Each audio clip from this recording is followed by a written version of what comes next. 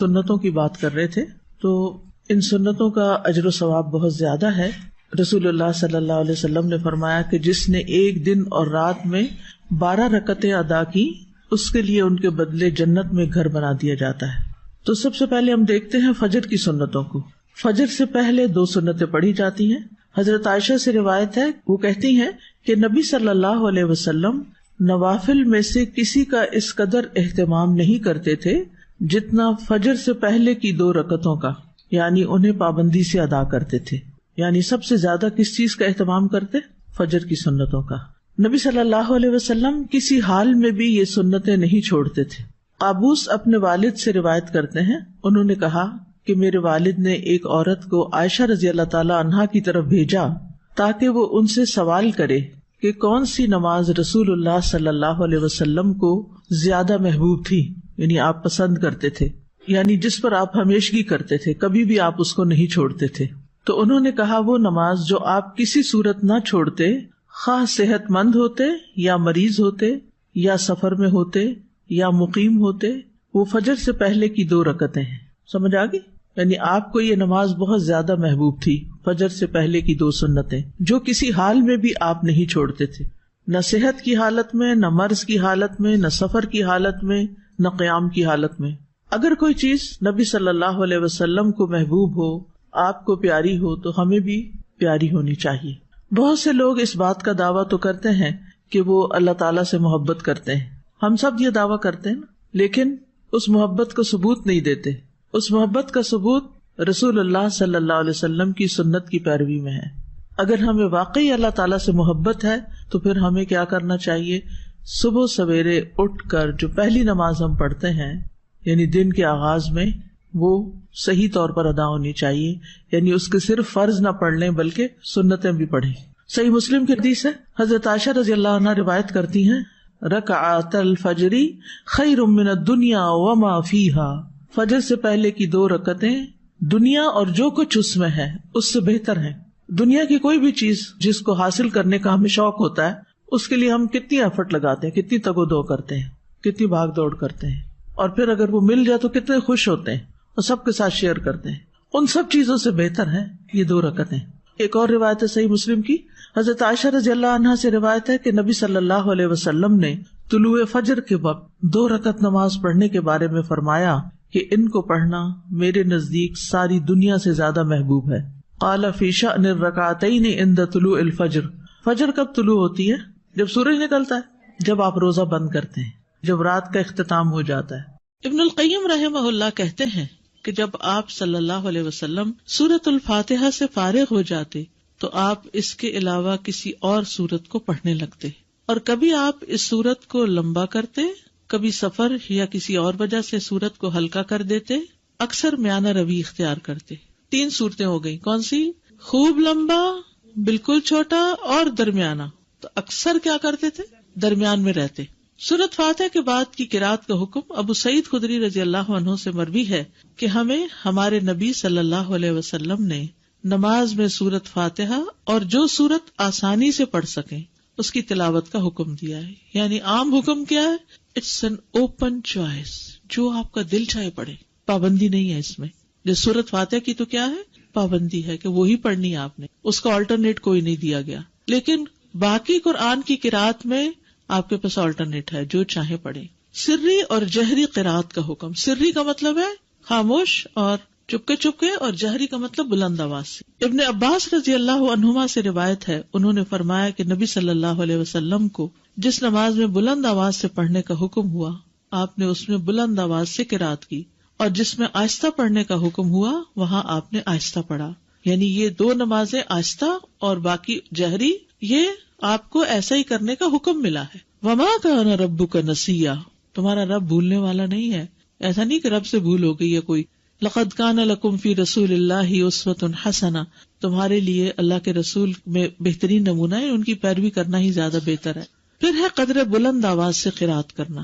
ابن عباس رضی اللہ عنہما سے مروی ہے، کہتے ہیں کہ نبی صلی اللہ علیہ وسلم کی قرات اس قدر بلند ہوتی کہ حجرے میں موجود لوگ اس کو سن لیتے، جبکہ آپ گھر کے صحن میں ہوتے تھے، یعنی اپنے گھر میں پڑھ رہے ہوتے تھے اور باہر لوگ سن پاتے تھے.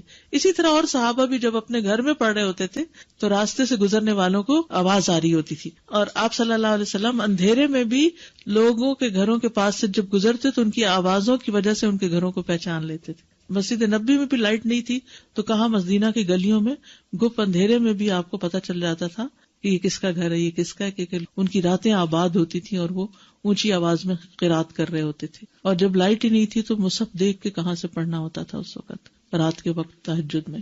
ان کے حافظے اچھے تھے, قرآن جتنا نازل ہوتا اس کو یاد کر لیا کرتے تھے. سینکڑوں کی تعداد میں حافظ لوگ موجود تھے, اور ایسے بھی تھے جن کو کچھ نہیں پڑھنا آتا تھا. یہ تو ہر دور میں رہا ہے.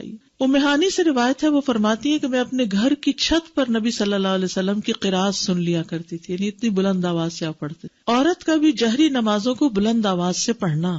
ابن باز رحمہ اللہ کہتے ہیں عورت کے لیے مستحب ہے, یعنی پسندیدہ ہے کہ وہ جہری نماز میں اپنی آواز اونچی کرے, جیسا کہ فجر کی نماز اور رات کی پہلی اور دوسری نماز جیسے مغرب اور عشاء ہے. عورت کے لیے بھی مردوں کی طرح یہ نمازیں جہری پڑھنا مستحب ہیں. ہاں, اگر غیر آدمی اس کے آس پاس ہوں تو ان کے سامنے آہستہ آواز میں سری نماز پڑھنا افضل ہے, اور اگر وہ جہری نمازوں میں بھی آہستہ پڑھ لے تو اس میں کوئی حرج نہیں, یعنی عورت کے لیے چوائس ہے, چاہے تو اونچا پڑھ لے اور چاہے تو دل میں پڑھ لے. سری نمازوں کی قرات. جابر بن عبداللہ سے روایت ہے کہ انہوں نے فرمایا ہم لوگ امام کے پیچھے ظہر اور عصر کی نمازوں میں پہلی 2 رکعتوں میں سورۃ فاتحہ اور کوئی اور سورت پڑھتے, اور بعد کی 2 رکعتوں میں صرف سورۃ فاتحہ پڑھتے. سمجھ آگے؟ ظہر اور عصر میں پہلی 2 رکعتوں میں فاتحہ کے بعد کوئی سورت, اور آخری 2 رکعتوں میں صرف سورۃ فاتحہ. باقی نمازوں میں بھی ایسے ہی ہوتا ہے, لیکن اس میں پہلی 2 رکعتوں میں جہری قرات ہوتی. مقتدی سری نمازوں کی آہستہ قرات کرے گا. عمران بن حسین سے روایت ہے, انہوں نے کہا رسول اللہ صلی اللہ علیہ وسلم نے ہمیں ظہر یا عصر کی نماز پڑھائی, پھر فرمایا تم میں سے کس نے میرے پیچھے سبح اسم ربک الاعلی پڑھی؟ تو ایک آدمی نے کہا میں نے پڑھی, اور میں اس سے خیر کے سوا اور کچھ نہیں چاہتا تھا, یعنی نیکی سمجھ کے کیا ایسے. آپ نے فرمایا مجھے علم ہو گیا تھا کہ تم میں سے کوئی مجھے اس میں الجھا رہا ہے, یعنی آپ بھی وہی سورت پڑھ رہے تھے اور پیچھے والا بھی تھوڑی تھوڑی اونچی آواز میں پڑھنے لگا, اور وہ نیکی کی نیت سے پڑھنے لگا کہ چلو میں بھی. بعض اوقات کوئی قاری اتنا اچھا پڑھ رہا ہوتا ہے کہ انسان بھول ہی جاتا ہے کہ اس نے چپ کر کے سننا ہے, وہ بھی ساتھ شروع ہو جاتا ہے, تو ان کی بھی یہی کیفیت ہوئی. تو اس سے امام الجھتا ہے اور امام بھولتا ہے, اس لیے خاموشی رکھنی چاہیے. عبداللہ بن عمر سے مروی ہے کہ ایک مرتبہ نبی صلی اللہ علیہ وسلم نے اعتکاف کے دوران لوگوں کو خطبہ دیتے ہوئے فرمایا تم میں سے جو شخص بھی نماز پڑھنے کے لیے کھڑا ہوتا ہے در حقیقت وہ اپنے رب سے سرگوشی کرتا ہے, اس لیے تمہیں معلوم ہونا چاہیے کہ تم اپنے رب سے کیا سرگوشی کر رہے ہو, اور تم نماز میں ایک دوسرے سے اونچی قرات نہ کیا کرو. نماز میں ایک دوسرے سے اونچی قرات نہ کیا کرو. عبداللہ بن مسعود رضی اللہ عنہ سے مروی ہے, انہوں نے کہا کہ صحابہ نبی صلی اللہ علیہ وسلم کے پیچھے قرات کیا کرتے تھے تو آپ نے فرمایا تم نے مجھ پر قرآن کو مشتبہ کر دیا. یہ پچھلی حدیث ہے نا کہ ایک دوسرے سے اونچی قرات نہ کیا کرو. اس کا مطلب یہ ہے کہ اگر کچھ لوگ اپنی اپنی نماز بھی پڑھ رہے ہیں, جیسے سنت وغیرہ پڑھ رہے ہیں, تو اس میں اتنی اونچی آواز سے نہ پڑھے کہ جو پاس کھڑا ہے وہ ڈسٹرب ہو جائے. کئی لوگ امام کے پیچھے بھی آہستہ آہستہ اونچا پڑھتے ہیں, وہ دوسرے کو خلل میں ڈال دیتے ہیں. تو اتنی بس آواز ہو کہ آپ خود ہی سن سکیں, دوسرا ڈسٹرب نہیں ہونا چاہیے. اگر فرض نماز میں ہم غلطی سے آخری 2 رکعت میں بھی کوئی سورت پڑھ لیں, کوئی حرج نہیں. آرڈر امپورٹنٹ ہے, ضروری نہیں. ضروری نہیں. اچھا ہے اگر ہو, لیکن اگر یاد نہ رہے تو حرج نہیں. جو قرآن نماز میں پڑھا جاتا ہے وہ زیادہ افضل ہوتا ہے, زیادہ باعث اجر ہے بنسبت اس کے کہ جو خالی ہم مصحف لے کے بیٹھ کے پڑھتے ہیں. یعنی نماز کے اندر جو ہم تلاوت کرتے ہیں وہ افضل ہے.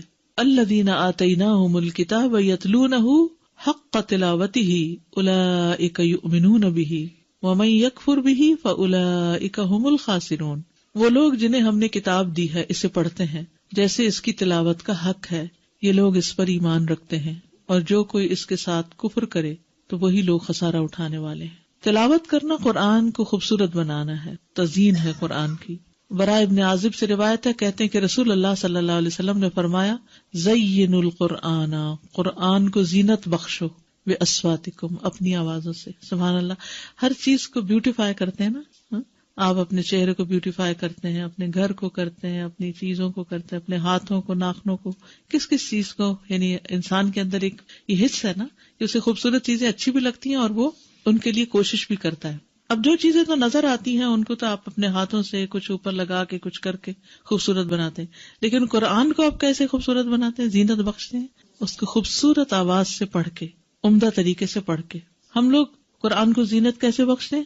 خوبصورت غلاف چڑھا کے، مخمل کے، اور ستارے پھر اوپر لگا لیتے ہیں، اور ستاروں کے اوپر موتی بھی لگا لیتے ہیں، اور پھر اوپر رکھ دیتے ہیں، اور اس سے گھر کو سجاتے ہیں. اور جب پڑھنے کی باری آتی ہے تو 2 لائنیں ٹھیک سے نہیں پڑھ سکتے، جبکہ نبی صلی اللہ علیہ وسلم نے فرمایا زین القرآن باصواتکم، اپنی آوازوں کے ذریعے قرآن کو زینت بخشو.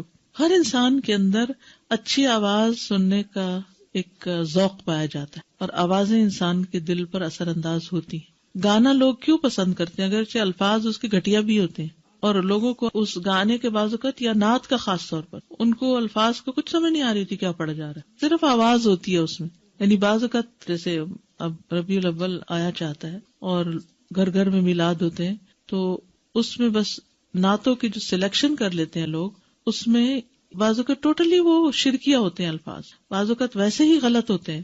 اور جب ان سے پوچھا جائے کہ یہ کیا ہے، اس کا مطلب کیا، تو ایک دفعہ ایسے ہی مجھے کسی نے لیکچر کے لیے بلایا تو میں وہاں گئی تو مجھے پتا چلا کہ یہاں تو کوئی میلاد ہے. تو مجھ سے پہلے کسی نے، ایک بہت پڑھی لکھی خاتون تھی، انہوں نے ایک نعت پڑھی.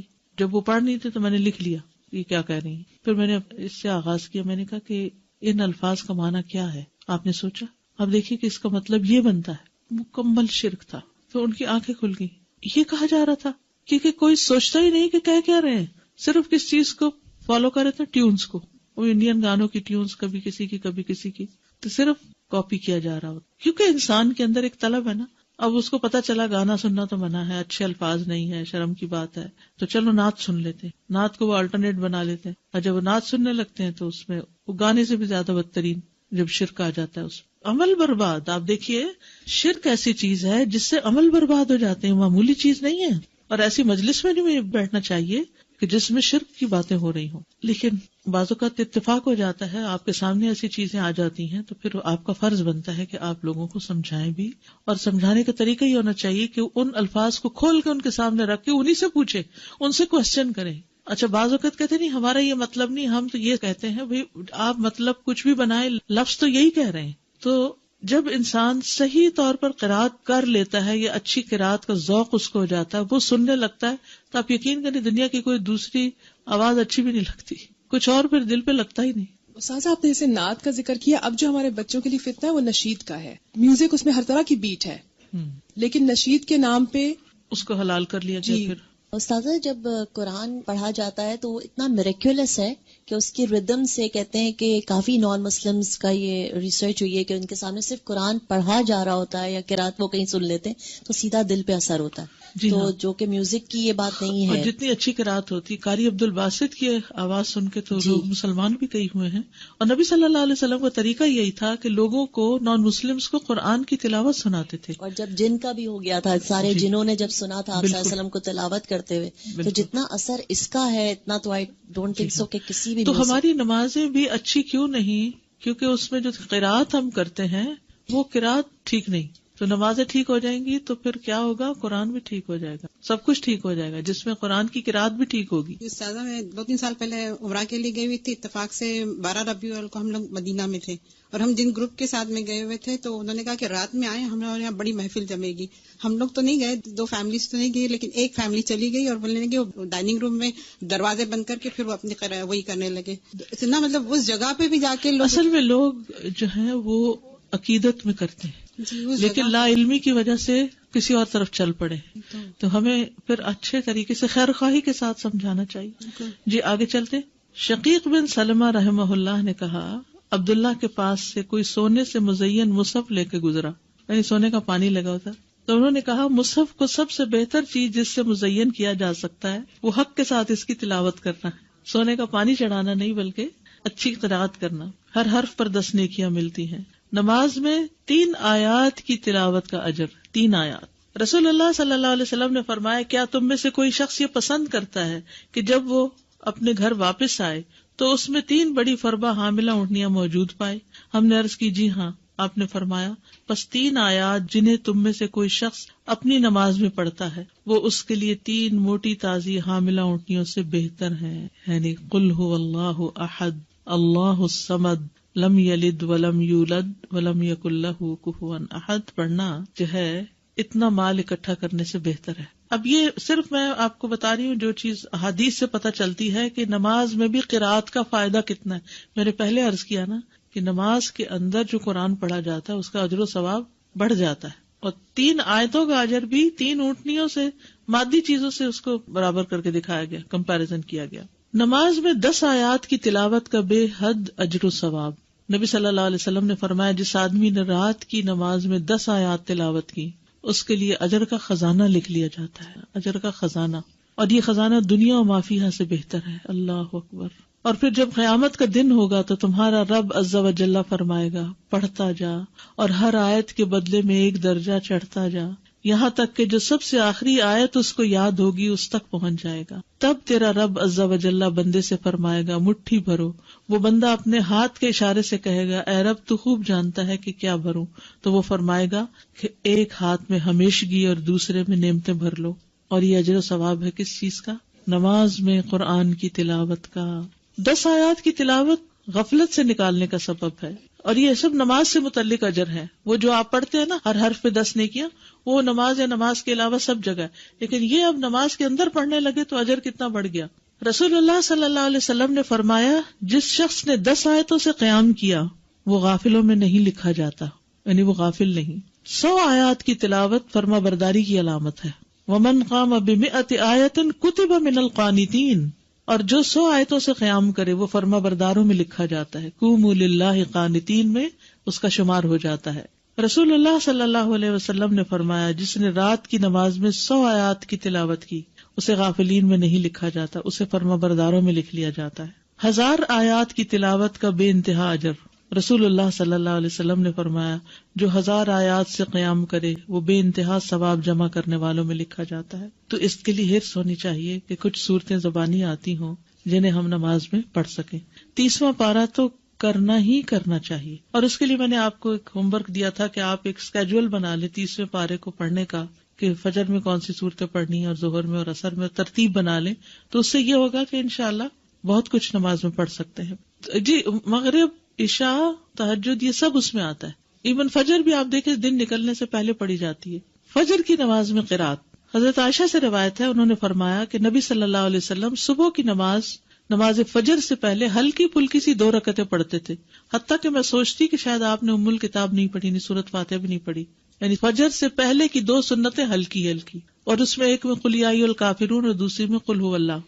حضرت عائشہ کہتی کہ رسول اللہ صلی اللہ علیہ وسلم فجر سے پہلے 2 رکعت سنت پڑھتے اور کہا کرتے تھے کہ یہ دونوں صورتیں جو فجر کی 2 رکعتوں میں پڑھی جاتی ہیں کیا ہی بہتر ہیں، قل ھو اللہ احد اور قل یا ایھا الکافرون.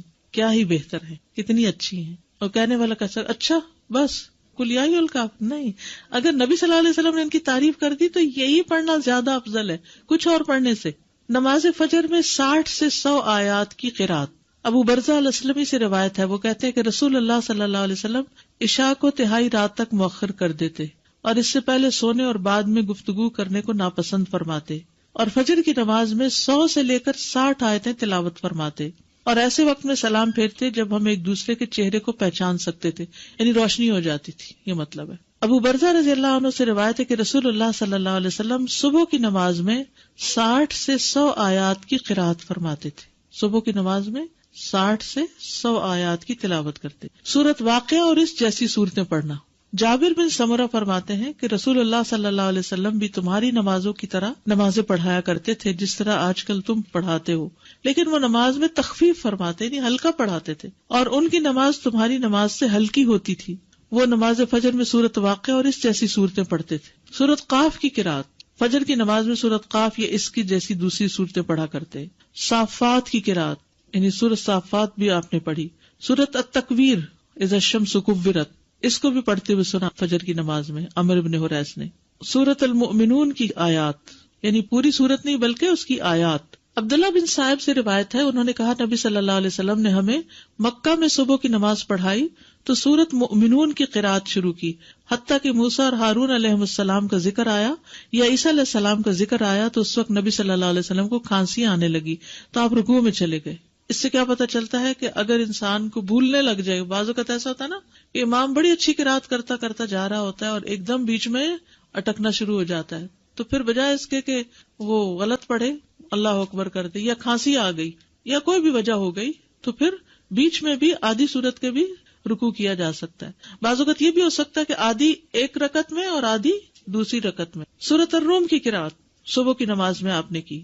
سورۃ زلزال کی قرات، اب آپ دیکھیے کہاں لمبی لمبی صورتیں بھی اور کہاں اذا زلزلت الارض زلزالها. سورۃ الفلق اور الناس کی قرات، کبھی ایسا ہوتا ہے نا دیر سے آنکھ کھلی آپ کی تو لمبی تو نہیں پڑھ سکتے، تو پھر کیا ہے 2 چھوٹی صورتیں پڑھ لیں، یہ بھی آپ کی سنت ہے. مختلف آیات کی قرات، یعنی پوری سورت نہیں کچھ آیتیں. یہ بھی سوال آتا ہے نا کچھ لوگوں کی طرف سے کہ اگر سورۃ البقرہ کی آخری آیات مثلاً ہم پڑھ رہے ہیں یا آیت الکرسی پڑھ رہے ہیں تو کیا یہ کافی ہے؟ جی ہاں کافی ہے. اور اس کی دلیل کیا ہے؟ قطبہ بن مالک سے روایت ہے کہ انہوں نے فجر کی نماز میں نبی صلی اللہ علیہ وسلم کو وَالنَّخْلَ بَاسِقَاتٍ لَهَا طَلْعٌ نَضِيدٌ کی قرات کرتے ہوئے سنا، یعنی یہاں سے پڑھا. کل آپ نے دیکھا ہوگا جمعے کی نماز میں سورۃ العلیٰ اور سورۃ الغاشیہ کی آخری آیتیں پڑھی گئی، پوری سورت نہیں پڑھی گئی کیونکہ جمعے کا ٹائم ہمارے یہاں مختصر ہوتا ہے. یہاں ابن عباس کہتے کہ رسول اللہ صلی اللہ علیہ وسلم فجر کی 2 رکعتوں میں سے پہلی میں قرآن میں سے آیت قولوا آمنا باللہ وما انزل الینا والا حصہ پڑھتے جو سورۃ البقرہ کی آیت ہے، اور دوسری میں آل عمران کی آیت آمنا باللہ واشہد بأننا مسلمون والا حصہ پڑھتے، یعنی ایک میں ایک سورت، دوسری میں دوسری کا حصہ. ابن عباس سے روایت ہے کہ انہوں نے کہا رسول اللہ صلی اللہ علیہ وسلم فجر کی 2 رکعتوں میں قرآن میں سے قولوا آمنا باللہ اور تعالوا الی کلمۃ سواء بیننا وبینکم پڑھا کرتے تھے. مختلف صحابہ کی نماز فجر کی قرات، اس میں عمر رضی اللہ عنہ نے پہلی رکعت میں سورۃ البقرہ کی 120 آیات پڑھی. کہاں تک پہنچتے ہیں؟ پہلا سپارہ ختم ہو جاتا ہے. پھر عبداللہ بن مسعود پہلی رکعت میں سورۃ انفال کی 40 آیات اور دوسری رکعت میں مفصلات میں سے سورت پڑھی، یعنی ایک میں آیات پڑھی اور ایک میں پوری سورت پڑھی.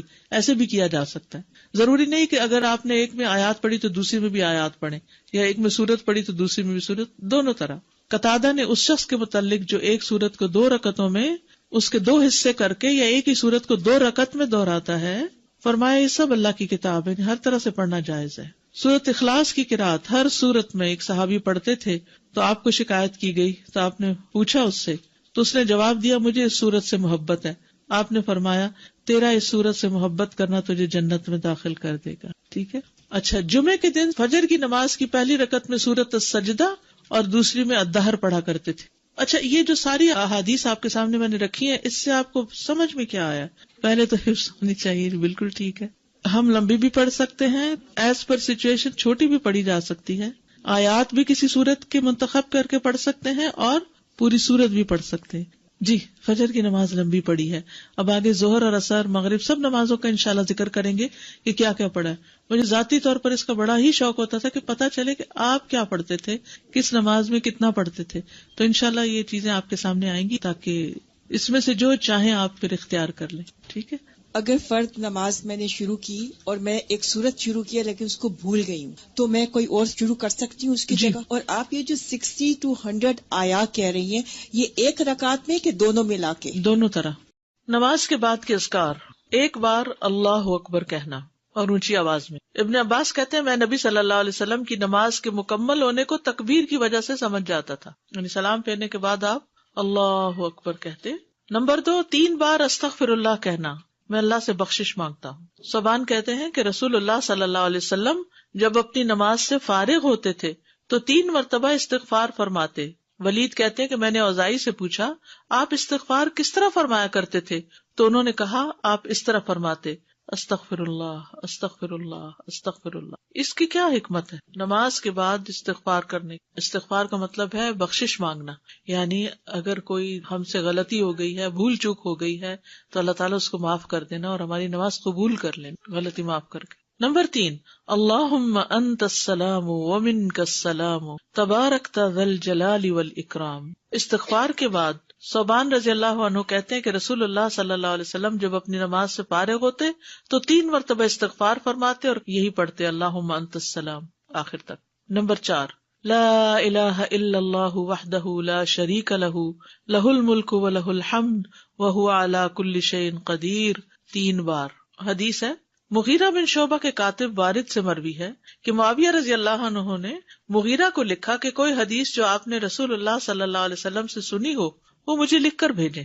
راوی نے بیان کیا کہ پھر مغیرہ رضی اللہ عنہ نے انہیں لکھا کہ میں نے آپ صلی اللہ علیہ وسلم سے سنا ہے آپ اپنی نماز سے فارغ ہونے کے بعد 3 مرتبہ یہ دعا پڑھتے. یہ پیغمبروں کی دعا ہے نا جو عرفہ کے دن سب پیغمبروں نے مانگی. لا الہ الا اللہ وحدہ لا شریک لہ لہ الملک ولہ الحمد وہو علی کل شیء قدیر. 5ویں دعا ہے لا الہ الا اللہ وحدہ لا شریک لہ لہ الملک ولہ الحمد وہو علی کل شیء قدیر. اللہم لا مانع لما اعطیت ولا معطی لما منعت ولا ينفع ذا الجد. ایک روایت میں منک الجد بھی آتا ہے، یہ اگلی روایت ہے ولا ينفع ذا الجد منک الجد. 6 دعا ہے لا الہ الا اللہ وحدہ لا شریک لہ لہ الملک ولہ الحمد یحیی ویمیت وہو حی لا یموت بیدہ الخیر وہو علی کل شیء قدیر. یہ دعا اور کس موقع پہ پڑھی جاتی؟ بازار جاتے ہوئے. کئی لاکھ نیکیوں کا ثواب ہے جو بازار میں یہ دعا پڑھ لے.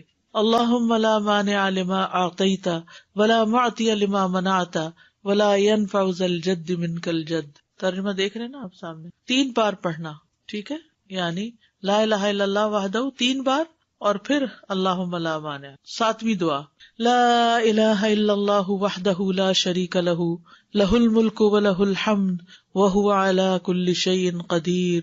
لا حول ولا قوة الا باللہ لا الہ الا اللہ ولا نعبد الا ایاہ لہ النعمۃ ولہ الفضل ولہ الثناء الحسن لا الہ الا اللہ مخلصین لہ الدین ولو کرہ الکافرون. اس میں سے کچھ دعائیں ایاک نستعین میں بھی ہیں اور نمازوں کے بعد کے اذکار کا کارڈ بھی موجود ہے الگ سے، اس میں یہ دعائیں ہیں. پھر تحلیل کے کلمات، اس کے بعد تسبیحات 33 بار سبحان اللہ، 33 بار الحمدللہ، 33 بار اللہ اکبر، اور 100 پورا کرنے کے لیے لا الہ الا اللہ وحدہ لا شریک لہ لہ الملک ولہ الحمد وہو علی کل شیء قدیر. اب تک سب سے زیادہ دعا کون سی آئی ہے؟ لا الہ الا. سوچیے آپ کتنی دفعہ پڑھتے ہیں نماز کے بعد؟ 10 دفعہ تو صبح اور شام کے بعد پڑھتے ہیں. ابو ہریرہ رضی اللہ عنہ سے روایت ہے کہ جس نے ہر نماز کے بعد 33 مرتبہ سبحان اللہ، 33 مرتبہ الحمدللہ اور 33 مرتبہ اللہ اکبر کہا تو یہ 99 کلمات ہو گئے. اور 100 کا عدد پورا کرنے کے لیے لا الہ الا اللہ وحدہ لا شریک لہ لہ الملک ولہ الحمد وہو علی کل شیء قدیر کہہ لیا تو اس کے سارے گناہ معاف کر دیے جائیں گے، اگرچہ وہ سمندر کی جھاگ برابر ہوں. 1.5 منٹ لگتا ہے، 1.25 منٹ لگتے ہیں جس میں آپ یہ سارا عمل کر سکتے ہیں. اور اللہ سبحانہ وتعالیٰ کو وہ عمل زیادہ پسند ہے جو روزانہ کیا جائے، ادومھا، دوام سے کیا جائے، اللہ کہ کوئی مجبوری ہو. اس میں آپ دیکھیے نماز پڑھ لی آپ نے 10 منٹ میں فرض پڑھ لیے تو یہ 2 منٹ میں کیا مشکل ہے، 2 سے بھی کم منٹ لگتے ہیں. بعض روایات میں اللہ اکبر 34 بار پڑھنے کا بھی آتا ہے. یہ تسبیحات 10 دفعہ بھی پڑھی جا سکتی. عبداللہ ابن عمر سے مروی ہے کہ نبی صلی اللہ علیہ وسلم نے فرمایا 2 خصلتیں یا 2 عادتیں ایسی ہیں کہ اگر کوئی مسلمان بندہ ان کی پابندی کر لے تو جنت میں داخل ہوگا. پابندی اور وہ بہت آسان ہے مگر ان پر عمل کرنے والے بہت کم ہیں. ایک یہ ہے کہ ہر نماز کے بعد 10 مرتبہ سبحان اللہ، 10 مرتبہ الحمدللہ اور 10 مرتبہ اللہ اکبر کہے تو زبان کی ادائیگی کے اعتبار سے 150 بار ہے، یعنی ساری نمازوں میں، مجموعی طور پر 5 نمازوں کے بعد، اور ترازو میں 1500 ہوں گے. اور جب سونے کے لیے اپنے بستر پر آئے تو 34 بار اللہ اکبر، 33 بار الحمدللہ اور 33 بار سبحان اللہ کہے. زبان کی ادائیگی کے اعتبار سے تو یہ 100 ہے مگر میزان میں یہ تسبیحات 1000 ہوں گی. رات کو جو سوتے ہوئے پڑھے جاتے تسبیحات فاطمہ، سب تھکاوٹ اتارنے کے لیے. یقیناً میں نے رسول اللہ صلی اللہ علیہ وسلم کو دیکھا، آپ انہیں اپنے ہاتھ سے شمار کرتے تھے. صحابہ نے پوچھا اللہ کے رسول یہ کیسے ہے کہ یہ آسان عمل ہے مگر ان پر عمل کرنے والے تھوڑے ہیں؟ آپ نے فرمایا سوتے وقت میں کسی کے پاس شیطان آ جاتا ہے اور پہلے اس سے کہ وہ تسبیح پوری کرے وہ اسے سلا دیتا ہے، اور اسی طرح اس کی نماز میں شیطان آ جاتا ہے اور یہ تسبیحات پڑھنے سے پہلے ہی کوئی کام یاد دلا دیتا ہے. ہوتا تو یہی ہے نا، حقیقت ہے. آپ کو شاید میں نے پہلے بھی بتایا ہو کہ ہاتھ پر تسبیح پڑھنا جو ہے کچھ مشکل نہیں، اور دائیں ہاتھ پہ صرف کیسے پڑھیں گے آپ؟ سبحان اللہ سبحان اللہ سبحان اللہ، اور اوپر سے اب نیچے آ جائیے سبحان اللہ سبحان اللہ سبحان اللہ سبحان اللہ سبحان اللہ سبحان اللہ، نیچے سے اوپر اور پھر سبحان اللہ سبحان اللہ اوپر سے. تو یہ ہم 2 ہاتھوں پہ الگ الگ پڑھتے ہیں نا، اور بایاں ہاتھ بھی لگاتے ہیں. تو اس سے افضل کیا ہے، ایک ہی ہاتھ پر 33 بار پڑھنا. اور جب یہ پورا ایک ہاتھ اوپر نیچے دونوں طرف ہو جائے تو 3 بس مزید پڑھ لینا. آپ کر کے دیکھیے، بہت آسان ہے. شروع میں جب مجھے پتا چلا کہ ایک ہاتھ پہ پڑھنا ہے تو میں تو بڑی پریشان ہوئی کہ میں تو ہر وقت کنفیوز ہی رہوں گی کہ کتنا پڑھا کتنا نہیں. تو پھر میں الحمدللہ عمرے پر گئی ایک بار، تو اس میں مدینہ میں تو مغرب کے بعد جیسے بیٹھ جاتا ہے نا عشاء تک، تو میرے ساتھ ہی کوئی جاپنیز لڑکی تھی یا کوئی کورین یا ایسی کوئی تھی، تو بہت اچھے طریقے سے ادب آداب کے ساتھ اپنے بیٹھی ہوئی ذکر کر رہی تھی. تو پھر اچانک میری نگاہ اس کے ہاتھ پر پڑی تو وہ یہی کر رہی تھی، اوپر سے نیچے نیچے سے اوپر. تو میں نے کہا اوہ اتنا آسان ہے، کیونکہ میں جب ایک ہی ہاتھ پہ 2 دفعہ پڑھتی تو کبھی کہتی پتہ نہیں پڑھا ہے 1 دفعہ پڑھا کہ 2 دفعہ. تو اس طرح اب اتنا آسان ہو گیا اور بڑے سکون سے پڑھا جاتا ہے. جہاں سے مرضی شروع کریں، جیسے آپ کا طریقہ ہے. میرا طریقہ چونکہ یہاں سے شروع کرنے کا تھا تو اس لیے نیچے سے 3 اوپر تو اوپر سے. بعض لوگ تو 100 کے لیے پتہ نہیں یہ بھی بتاتے یہاں سے ایسے پھر ایسے پھر ایسے پھر ایسے، پھر مجھے جھنجٹ لگتا ہے کیونکہ انگلیاں بھی مستنطقات ہیں نا، قیامت کے دن بولیں گی. 25 بار تسبیحات پڑھنا، یعنی یہ بھی جائز ہے. ٹھیک ہے. آیت الکرسی جنت میں جانے کا راستہ. رسول اللہ صلی اللہ علیہ وسلم نے فرمایا جو شخص ہر فرض نماز کے بعد آیت الکرسی پڑھے اس کو موت کے علاوہ کوئی چیز جنت میں جانے سے نہیں روک سکتی. سبحان اللہ. یعنی نماز پڑھی اور نماز کے بعد آیت الکرسی پڑھ کے آپ دیکھیے کتنی دیر لگتی ہے، شاید ہارڈلی منٹ بھی نہ لگتا ہو.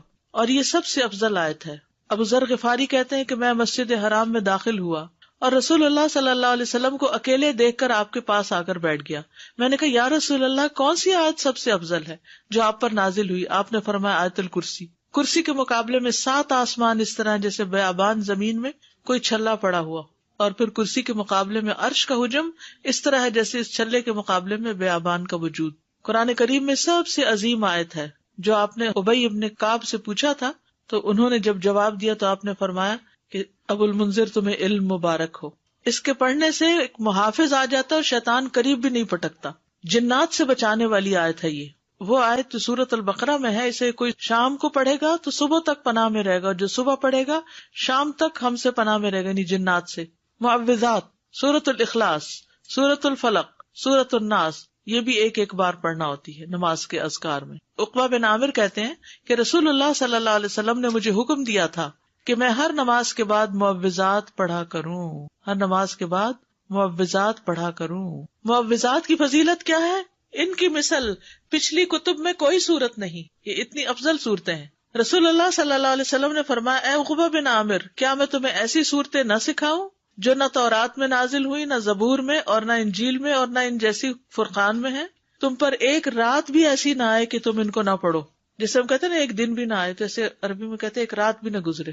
رسول اللہ صلی اللہ علیہ وسلم نے فرمایا تم نہیں دیکھتے کہ آج کی رات ایسی آیات اتری ہیں کہ ان کی طرح کبھی دیکھی نہیں گئی، اور وہ ہیں قل اعوذ برب الفلق اور قل اعوذ برب الناس. انتہائی بلیغ صورتیں ہیں. سب سے افضل تعوذ ہے یہ. پہلے نبی صلی اللہ علیہ وسلم اور کلمات پڑھتے تھے، جب یہ صورتیں نازل ہوئی تو اور ذکر چھوڑ کر انہی کو پڑھنے لگے.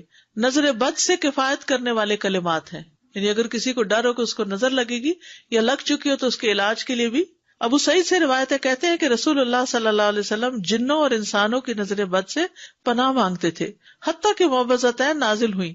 پھر جب معوذتین نازل ہوئی تو آپ نے ان کو لازم پکڑ لیا اور ان کے سوا دوسروں کو ترک کر دیا. نمبر 11 رب اعنی علی ذکرک و شکرک و حسن عبادتک. معاذ بن جبل کہتے ہیں کہ رسول اللہ صلی اللہ علیہ وسلم نے میرا ہاتھ پکڑا اور فرمایا میں تم سے محبت رکھتا ہوں اے معاذ. میں نے عرض کیا میں بھی آپ سے محبت کرتا ہوں یا رسول اللہ. تو رسول اللہ صلی اللہ علیہ وسلم نے فرمایا تم پابندی سے ہر نماز میں یہ دعا مانگا کرو رب اعنی علی ذکرک و شکرک و حسن عبادتک. اور آپ نے یہ ان کو وصیت کی تھی کہ کبھی نہ چھوڑنا اس کو. نمبر 12 رب قنی عذابک یوم تبعث عبادک. اے رب مجھے اس دن کے عذاب سے بچانا جس دن تو اپنے بندوں کو اٹھائے گا. پھر ہے نمبر 13 اللہم انی اعوذ بک من الکفر والفقر وعذاب القبر. کفر، فقر اور عذاب قبر سے تیری پناہ میں آتا ہوں اے اللہ. پھر اللہم اغفر لی ما قدمت وما اخرت وما اسررت وما اعلنت وما اسرفت وما انت اعلم به منی انت المقدم وانت المؤخر لا الہ الا انت. یہ اگلے پچھلے ظاہری باطنی سب گناہوں کی معافی کا اعلان ہے اس میں. پھر 15 نمبر پہ سبحانک اللہم و بحمدک استغفرک و اتوب الیک. اچھے عمل پہ مہر لگانے والے کلمات ہیں یہ. یعنی جو شخص کسی مجلس میں بیٹھے پھر اس سے کچھ غلط باتیں ہو جائیں تو جب یہ کلمات آخر میں پڑھے گا تو وہ معاف ہو جائیں گے، کفارہ ہو جائے گی اس مجلس کا. نمبر 16 رب اغفر لی وتب علی انک انت التواب الغفور. ایک انصاری صحابی کہتے کہ میں نے رسول اللہ صلی اللہ علیہ وسلم کو نماز کے بعد یہ دعا 100 دفعہ پڑھتے ہوئے سنا، رب اغفر لی وتب علی انک انت التواب الغفور.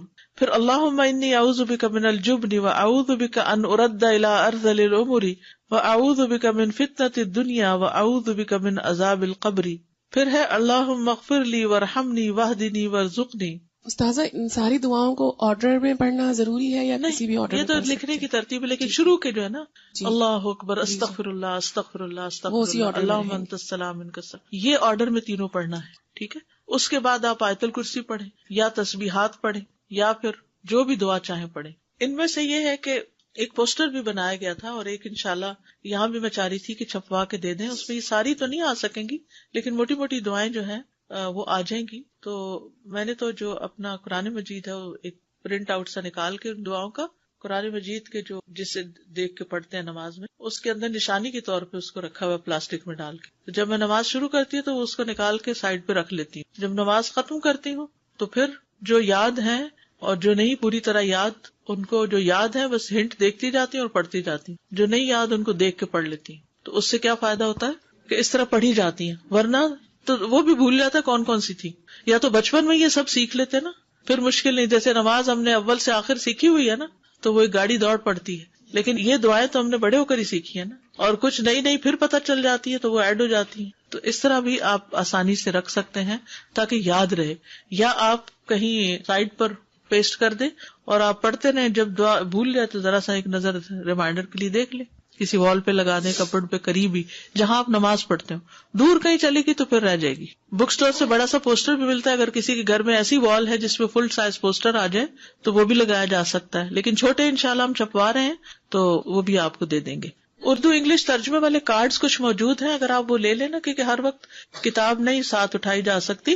آپ کے بیگ میں ہو رکھا ہوا، کہیں بھی آپ سفر پر بھی ہیں، کہیں بھی ہو، نماز کے بعد بیگ سے نکال کے پڑھ لیتے ہیں. الہدا کی ایپ پر بھی ہیں، اس پہ ڈاؤن لوڈ کر لیں. بس میں تو نماز ہو، قرآن کا وقت ہو، لیسن کی تیاری کا ہو، ڈر کے مارے فون کو ہاتھ نہیں لگاتی. جی سفر کے لیے ٹھیک ہے، کیونکہ فون کو ہاتھ لگ گیا تو بچنا مشکل ہے اور خوشبو بھی چلا جاتا ہے. اور ویسے بھی دیکھیے مصحف سے دیکھ کے یا ایک سالڈ چیز سے دیکھ کے پڑھنا اور ہی بات ہے. استاذہ یہ ابھی ذکر میں جو ہم نے معوذتین پڑھی تو کیا ہر دفعہ، کیونکہ ہم 3 دفعہ پڑھتے ہیں، ایک دفعہ کافی نہیں تو اس میں ہر سورت سے پہلے بسم اللہ پڑھنی مطلب ضروری ہے کہ نہیں؟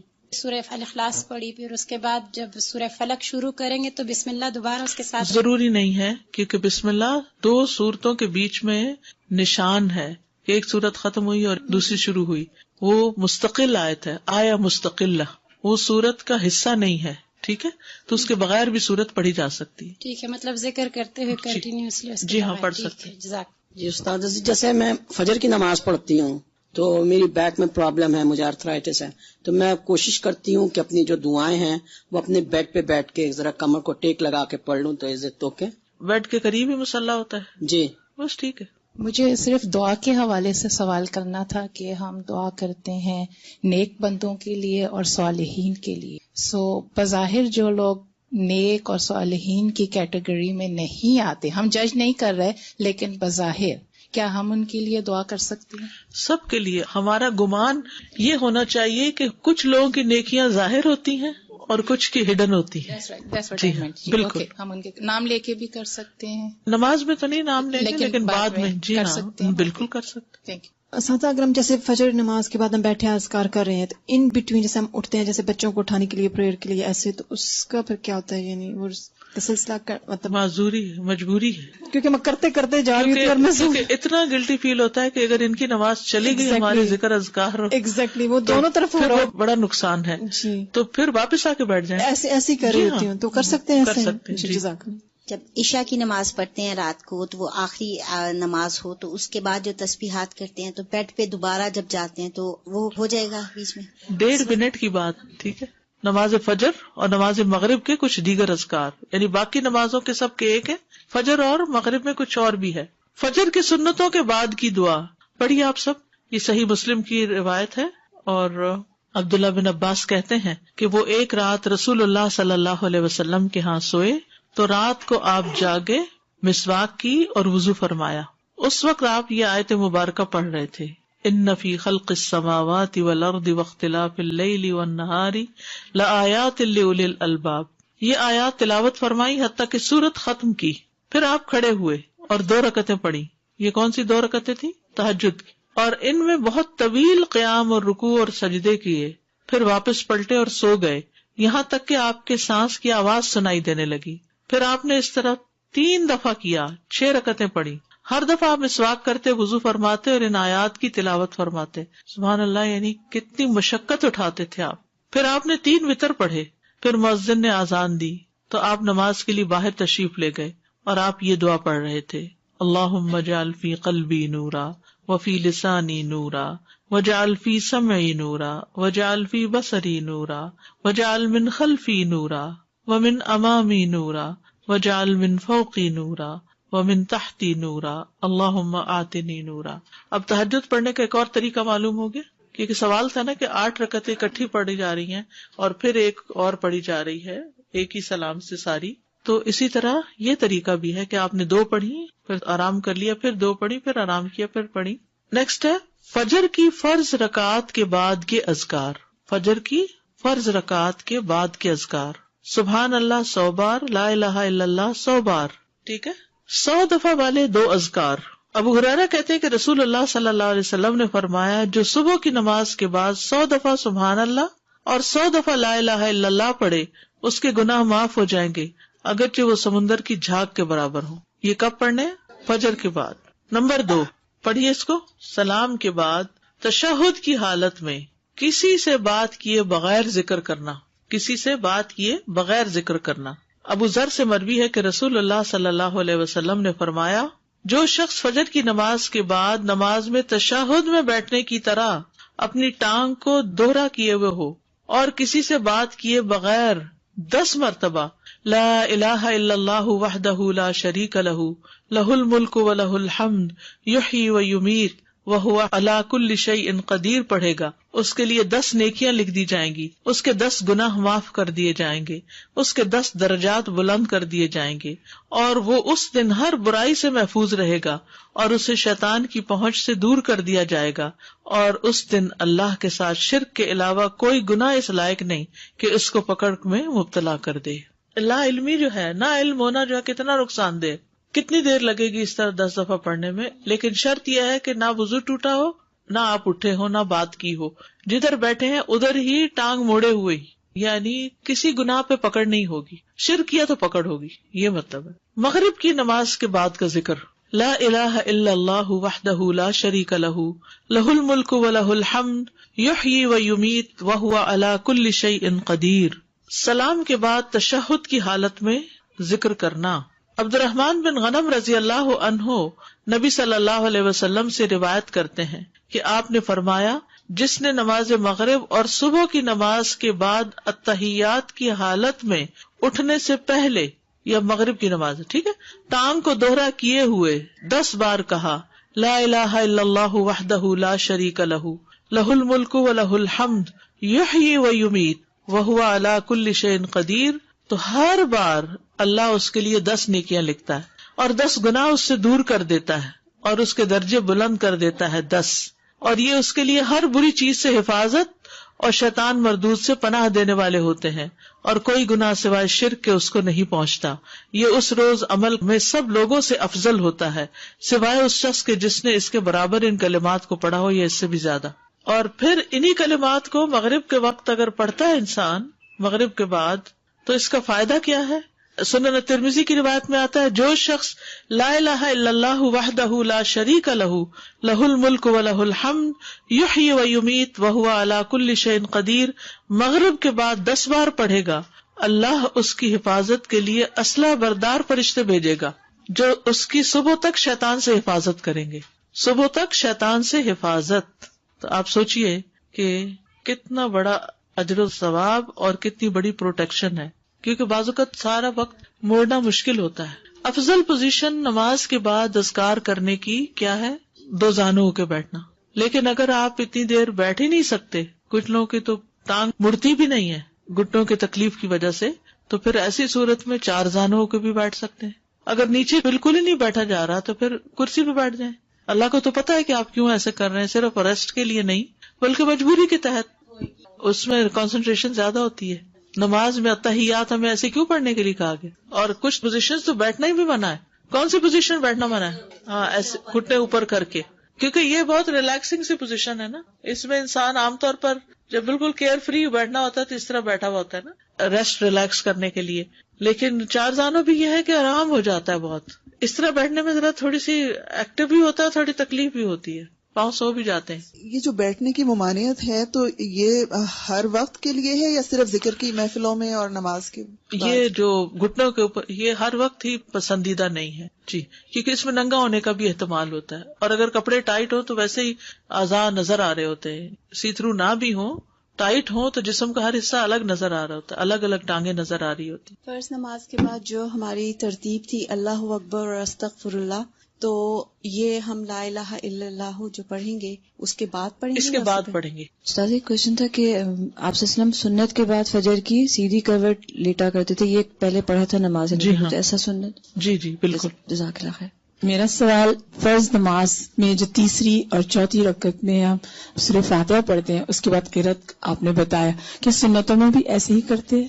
جی سنتوں میں بھی ایسے ہی کرتے، قرات پڑھتے ہیں. قرات پڑھتے ہیں، لیکن اگر کبھی بھول جائیں، ہوتا ہے نا کبھی انسان بھول جائے تو نماز ہو جاتی ہے. استاد ہمیں سکھایا ہی نہیں. کبھی سنتوں کے بعد نہیں پڑھی آپ نے قرات؟ اوکے، اب کر لیا اب کریں گے انشاءاللہ. استاذہ یہ میرا کافی عرصے سے کوشچن تھا کہ ابھی بھی ہم نے تشہد کی حالت میں نا یہ پڑھا فتنہ تو مسیح الدجال سے بچنے کی دعا ہے، تو انسان کو ہوتا ہے کہ اتنی دیر تک میں نے کہاں زندہ رہنا ہے. تو یہ تھا میرا کوشچن، یہ کب سے تھا کہ میں نے کہیں سنا تھا آپ کے لیکچر میں کہ قبر میں بھی اس کا سوال کیا جائے گا، اتنا بڑا یہ فتنہ ہے. قبر کا جو وہ نا کہ فتنہ ہے مسیح الدجال کے قریب قریب ہے. وہ قبر کا جو فتنہ ہے، فتنۃ القبر آتا ہے نا دعاؤں میں، اللہم انی اعوذ بک من فتنۃ القبر ومن عذاب القبر. تو فتنۃ القبر کیا؟ قبر کا امتحان، سوالات. تو وہ اتنی سختی سے ہوں گے کہ وہ مسیح الدجال کے فتنے سے قریب تر ہے. وہ فتنہ بھی قبروں میں انسان آزمایا جائے گا. سادہ جب یہ ساری باتوں کی نالج آ جاتی ہے اور روز پڑھتے ہیں تو ایسا لگتا ہے جیسے کبھی کبھی آپ اوور ویلمڈ ہو جاتے ہیں کہ یہ میں کیسے کروں گی، because life is so busy here. جیسے پہلے آپ صلی اللہ علیہ وسلم کی ہم اپنی ان مصروفیات کو ختم کریں یا کم کریں جن کی ضرورت نہیں ہے. کچھ تو ہماری ضروریات ہے نا، کھانا پینا پکانا، کپڑے دھونا، گھر صاف کرنا، یہ تو ہے. لیکن کچھ چیزیں ہم نے ایکسٹرا ڈالی ہوئی ہیں، ان چیزوں کو کٹ کرنے کی ضرورت ہے اور آخرت کے لیے فوکس ہونے کی ضرورت ہے.